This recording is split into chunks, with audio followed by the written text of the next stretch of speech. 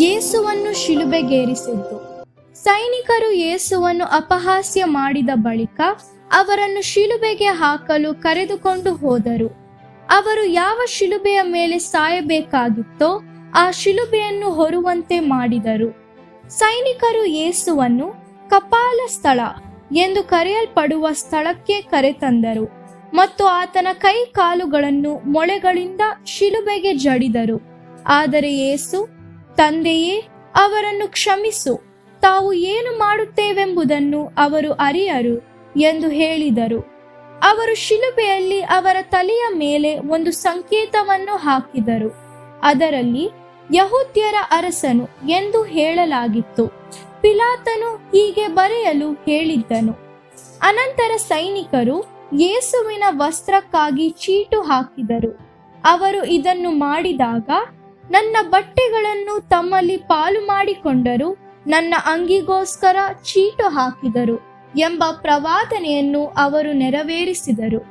ಸೈನಿಕರು ಅದೇ ಸಮಯದಲ್ಲಿ ಶಿಲುಬೆಗೇರಿಸಿದ 2 ಕಳ್ಳರು ಸಹ ಇದ್ದರು. ಅವರನ್ನು ಯೇಸುವಿನ ಎಡಬಲಗಡೆಗಳಲ್ಲಿ ಶಿಲುಬೆಗೇರಿಸಿದ್ದರು. ಕಳ್ಳರಲ್ಲಿ ಒಬ್ಬನು ಯೇಸುವನ್ನು ಅಪಹಾಸ್ಯ ಮಾಡಿದನು.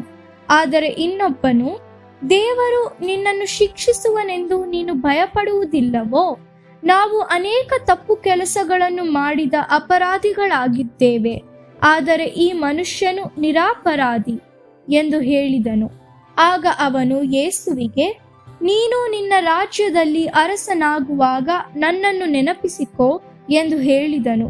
ಯೇಸು ಅವನಿಗೆ, ಈ ಹೊತ್ತು ನೀನು ನನ್ನೊಂದಿಗೆ ಪರಂಧಾಮದಲ್ಲಿರುವಿ ಎಂದು ಹೇಳಿದ. ಯಹೂದ್ಯ ಮುಖಂಡರು ಮತ್ತು ಜನಸಮೂಹದಲ್ಲಿರುವ ಇತರ ಜನರು ಯೇಸುವನ್ನು ಅಪಹಾಸ್ಯ ಮಾಡಿದರು.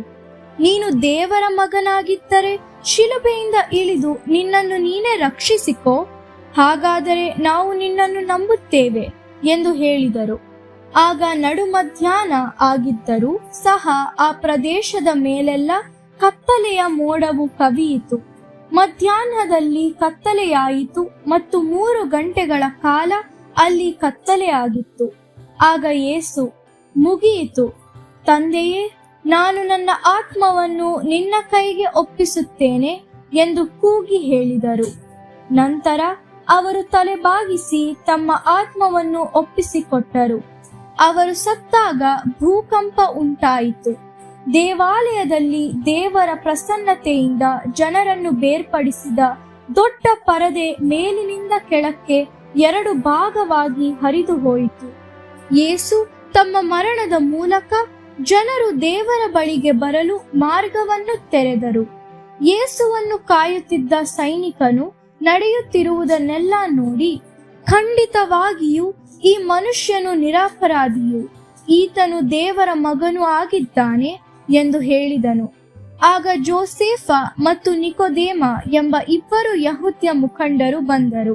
ಯೇಸು ಅಭಿಷಿಕ್ತನಾದ ಲೋಕೋದ್ಧಾರಕನೆಂದು ಅವರು ನಂಬಿದ್ದರು.